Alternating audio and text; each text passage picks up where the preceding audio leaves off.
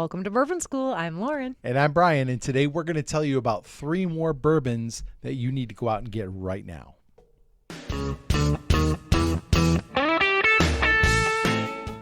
All right, so this is the second installment of our Get These Bourbons Before It's Gone. Right. And the first one, I think we nailed it. We freaking nailed it. Remind everybody, what did we pick? Our first Get These Bourbons Now video was, we picked 3. They were Penelope, Redwood Empire, and New Riff. Bing, bang, boom. All of those are awesome. They're awesome ones, and they are wildly popular. Try to find Penelope Rio anywhere you go. And there you go. So we've got 3 more today. Yes, we're going to hit 3 more distilleries that we think are kind of up and comers and ones that are doing some really, really good stuff and that we personally enjoy. Oh, yes, definitely. So why don't you get us started? Our first distillery that we're going to highlight is... Okay, so this is My Lemon Green. All right. Okay, it is a triple cask bourbon whiskey. It is 94 proof. I like the bottle. Mm-hmm. Okay, so a little bit of research on this. So this is unique because it's women generated and owned. Yeah. Milam and Green are both. One's a master blender, one's the founder. They even have their master distiller is a woman too. Okay. So it's triple lady all over the place. Okay. And it's a Texas. Well, they use a blend of Texas or they still in Texas and Kentucky. Okay. So they're kind of unique. One of their marketing, unique marketing things is that they are, of course, women owned, but also that they use their own proprietary yeast. Okay. Also in Texas, they have a huge variance in temperature, which is one of the things that makes Texas bourbon so unique. Right. You're getting those highs and lows. Yep. So it's going to bring those, expand and contract those barrels, and you're going to get some unique flavors out of there. This is our first pick. It's really good. And in addition to the triple cask, I have tried the unabridged, which is kind of like a cask strength. Mm-hmm. And it's good. I think the Tennessee whiskey kind of overpowers everything else in that one. Mm-hmm. They also have a single barrel that's great. And I think you're just seeing these a lot more, and they're doing good things. And it's like Texas whiskey can be very divisive. Mm-hmm. And I think this is the Texas whiskey that I think they're doing kind of a cool thing with blending it with 2 other kinds of whiskey. I think it makes it. Yeah, it tempers that Texas flair a little bit. 100%. 100%. All right. Awesome. Okay. What you got, Brian? Okay. So I have Journeyman Distilling. Okay. Oh, you've got 2. I've got 2. These are 2 that I've had on my shelf. So Journeyman Distilling I honestly am not sure how new they are, but I really have only started to see them recently around our area.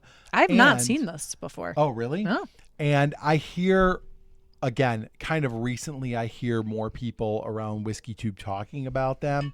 So Journeyman's got kind of a cool story. They're a farm distillery, a grain to glass distillery. It's family owned. It's organic and kosher. Cool. And they have quite a list of whiskeys. And that's the thing about them is they are not just dedicated to bourbon. They have all kinds of whiskeys. So this one here is the Featherbone Bourbon.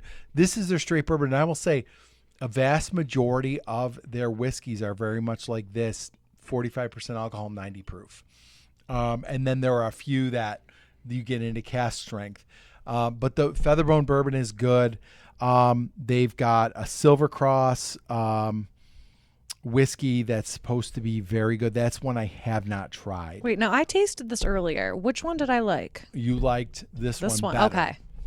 The Corsets, Whips, and Whiskey, which is the one that you probably hear about most. It's a cask strength. It's 117 proof. And this is a straight wheat whiskey. This is not a bourbon. It's a wheat whiskey. And I will tell you, this is probably one of the best wheat whiskeys I've had. That was really good. And it actually won an Ascot Award from Fred Minnick as the best wheat whiskey. So it does definitely have a little bit of buzz behind it. But I really feel like they're doing kind of cool things. I think they've got a cool story with them being kind of a farm distillery and being organic. And bottom line is their whiskey is good. So if you see these little rectangular bottles on the shelf, definitely grab one and give them a shot, because I think they are one that you're going to hear a lot more from in the future. All right, cool. All right, what do you got? Last one. For bottles you need to pick up now, Doc Swinson's. This is the blender's cut, but they have tons of offerings. Oh my gosh. Okay, so kind of a unique bottle here. It's a wine bottle. Yeah, which yeah, I it's don't cool. know. I'm still on the fence about whether I About bourbon coming in I wine don't, bottles? There's something about it that bugs me. I do like a unique bottle for sure. I mean, I like a unique bottle, like I don't know, like the square bottle Like or that like one. yeah. But the wine bottle, it's like, give me something. I don't know. I have a thing about it. Anyway, okay. Anyway.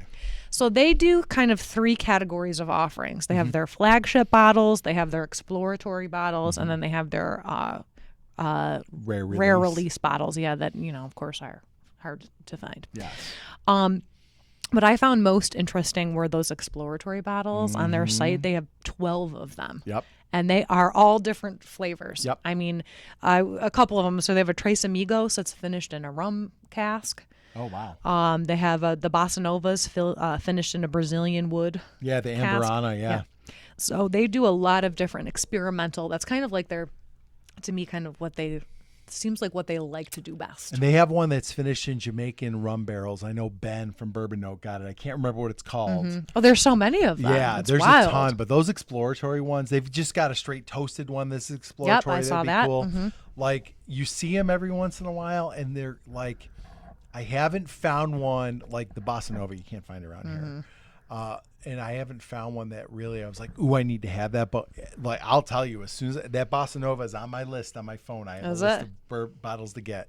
And those exploratory ones are super interesting to me. Yeah, so keep this one on your radar. If Yeah. you see one of those exploratory bottles, I would definitely grab one of those because there's a ton of them. Yes. But they're not that hard. Yes. They're hard to find it right now. They're not widely distributed. And the Blender's Cut, just the standard bottle, is a excellent bottle of MGP for $50. Like, it is fantastic. So that is definitely a buy too. And then they have the Alter Ego, which is like it's finished in like cognac and sherry casks, which is supposed to be very, very good. And they have a cask strength, that one too. So yeah, they're really unique in what they're doing over yeah. there. There's 4 guys that are, kind of the center of it, and they like to try new things. And I think they're doing the coolest things with source bourbon. I mean, they're just they're sourcing bourbon from MGP, and they're turning it into something pretty special. I think. Yeah.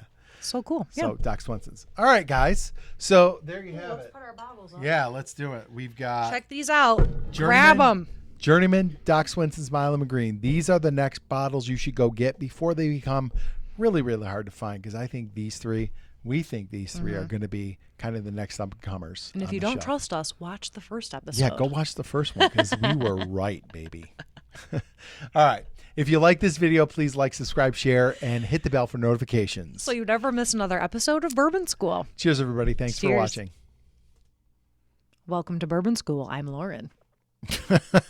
I wanted to try something different that time, guys. You did.